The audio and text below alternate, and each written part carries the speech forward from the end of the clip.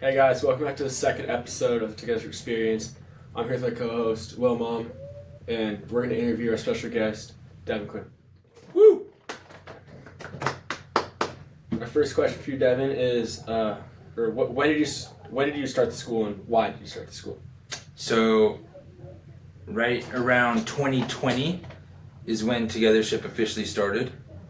I was training 5 kids quarterbacks that were all doing a holdback year, and they kind of put on my radar about the holdback year and that it was something that they called it reclassifying, and that they were proud to do it. And so that was something that was new to me because kids that were holding back before, they usually didn't want to tell anybody about it, and it was kind of looked down upon, or something was wrong, like they didn't get good grades or something, so they had to hold back. But this was new because it was something that they were choosing to do and that they wanted to do. And in that 1 year, the development that I saw was really impressive. And they went from kids that were just, kind of your regular 8th graders to kids that were varsity ready to go compete at some of the top schools as quarterbacks. And so that's what kind of put on my radar that this was going to become popular, or at least that there was some value here, that other kids should probably do this because it works. And those kids' moms actually are the ones that were like, hey, not just for quarterbacks, but other kids would see a lot of value in doing this as well. And so that kind of like opened up the idea of starting a school.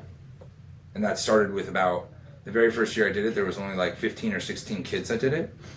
And then actually when COVID hit, because we were an athletic-based training, we were able to stay in person. And so we actually went from like 15, 20 kids to like 50 or 60 kids in that first year, and really attracted a lot of families that wanted to, stay in person and not do the whole online school. And so that's what really kicked us off and got Togethership going. What was your vision for the whole school? So IMG Academy in Florida, you guys know IMG? Yeah. That was always kind of like the dream. I like to call that the mothership. But I always thought that the fact that there was a school dedicated to athletes was like a dream. Like it's almost like Disneyland, I thought. Mm-hmm. And so I was like, man, that would be so sweet. I always thought, I still even think, why isn't there an IMG West Coast? And so this was kind of like my vision of an IMG West Coast. But IMG is really geared for high school kids going to college. And so this, though, is more for middle school kids going to high school. Do you ever think you'll add like a high school? I get asked that a lot. A lot of families ask me that. But in reality, the what's the word, like the hoops, like the stuff that you have to do to be a legal high school is a lot different than what you have to do to be a middle school, mm-hmm. which is probably fair. Like that's how it should be. Because if you're going into high school, like really when you get to high school, you kind of start with a blank slate and none of your classes that you've done before really matter except for maybe Algebra 1 or Geometry. But besides that, it's a blank slate. Whereas if you're going from high school to college, it needs to be a fair playing field for everybody so that when you're applying for college, it's fair. But yeah, the hoops that you have to jump through for high school are crazy. And then also too, if we were to have sports teams in high school, we would be competing against all the other local high schools, which I'd rather be helping the local high schools, like preparing kids to go play at those schools rather than competing against them. That would be really hard to be competitors against them. Mm-hmm. So probably not. Okay. So Togethership does a lot for the community of San Clemente. Or what motivates you to do all this community service? Yeah, I live here in San Clemente, and so bringing the school to San Clemente, when we first started, it was up in Foothill Ranch, and it started to get bigger and bigger, and I was like, wait, I really want this to be in San Clemente. This is where I live. I have young kids that I'm raising in this town, and so it's just really important to me to be here in my community, in my backyard, and just to do things that has a direct effect that I can kind of like see the results every day. And like I love when I'm out in San Clemente in my community and I see Togethership kids doing good things, not riding their e-bikes, being crazy kids that at least take off their Togethership shirt. But yeah, I like to see it in my own backyard. How did you start the school, and did like COVID affect your plans at all? Yeah, so COVID was like actually a very positive influence on Togethership or like something that actually helped. I always think that it would have been really tough to get families to try something like this.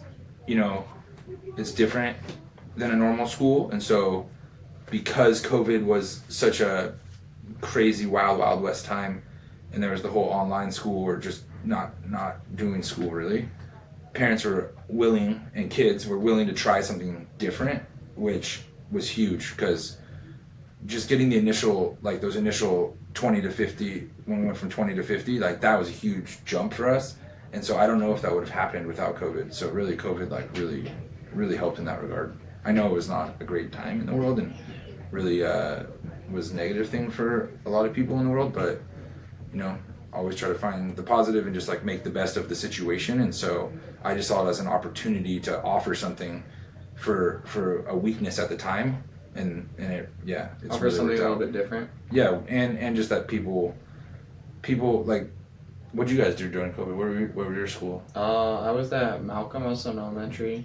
And Online? Yeah, when it started, and then St. Anne's. I went to St. Anne's because they were in person. In person, right? Yeah, they were Yeah. in person. What about you? Yeah, I was at St. Mary's, still in online school. It was just the normal Yeah. online then. Right. Yeah. I know a lot of kids too that like transfer, like San Clemente Christian was more in person, or like J. Sarah did a pretty good job with their COVID schooling.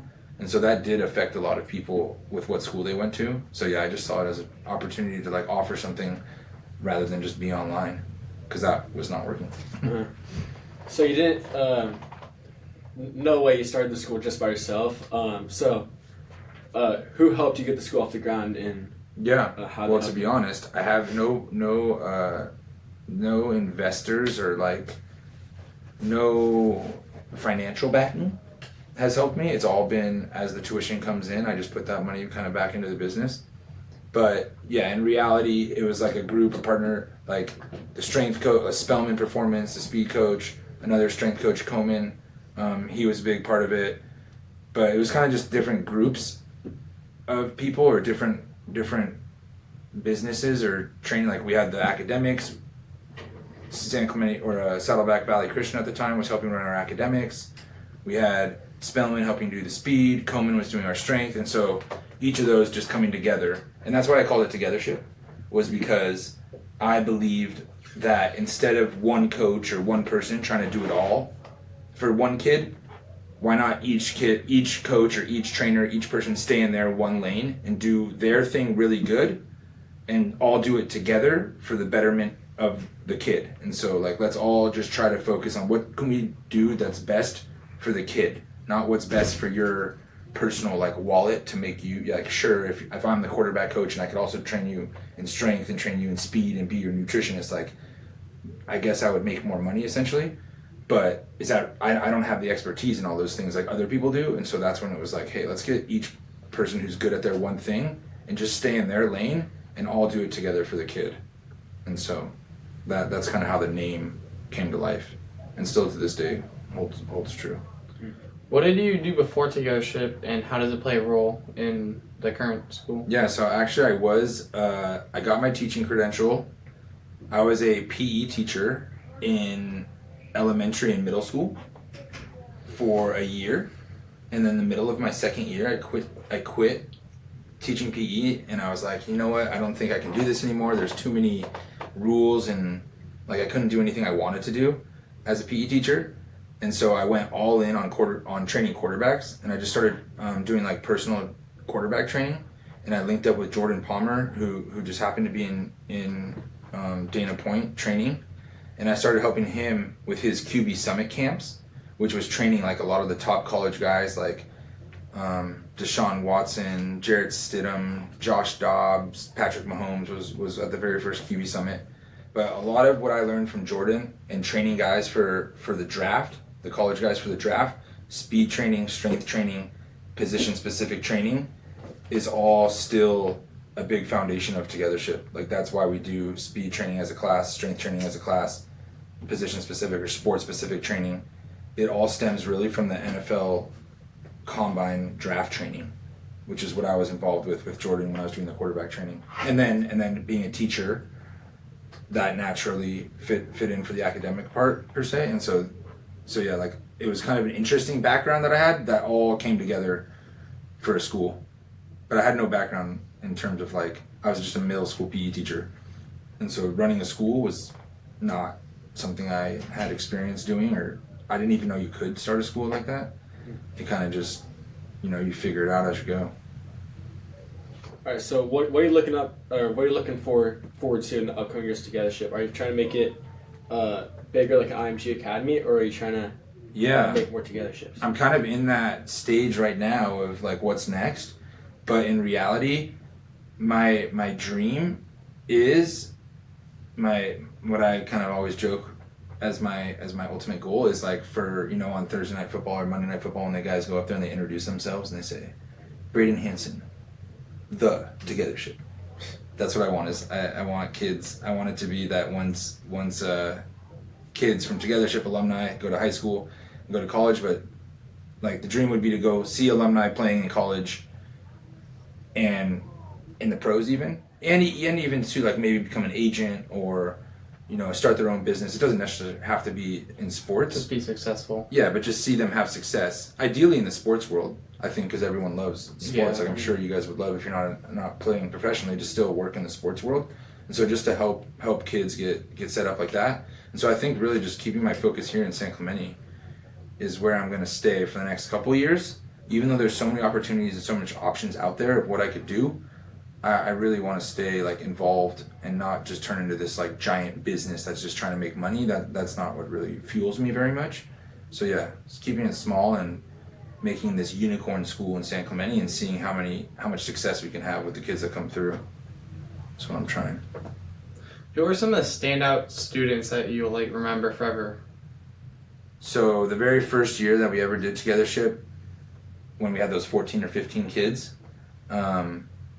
Dylan Mills, who is now, he's a quarterback, he plays at Villanova, he went to San Clemente, and then also Aiden Fowler, he was a basketball kid that went to J. Sarah, but those two kids, honestly, the way that they worked and their attitude and their effort was like, I've still never seen something quite like it, and they set the tone from day one of Togethership that still today holds true, and they are the ones that kind of like the honor man of the year was created off of those two kids. So I always give so much props to Dylan Mills and Aiden Fowler because they would call kids out like in the weight room or at speed or like during a warm-up if people weren't doing the warm-up right or like taking it seriously, like they themselves would stop it and make everybody do it again. Or like if in the weight room kids weren't lifting hard enough or giving it their all, like they would themselves police it and make it better. And so that's always kind of the dream is, and I think this year we have a really good culture of that, and coming from you guys here that are in this room, like you guys do a good job of setting that tone, but that's always the dream is for the kids to set the tone and run it, and that's how it was the first year, and those two guys were huge pieces of that. I think that's all the questions we have here. So, can you let us know what you guys want to see next in the upcoming episodes? Yeah. Thank you. Episode 2.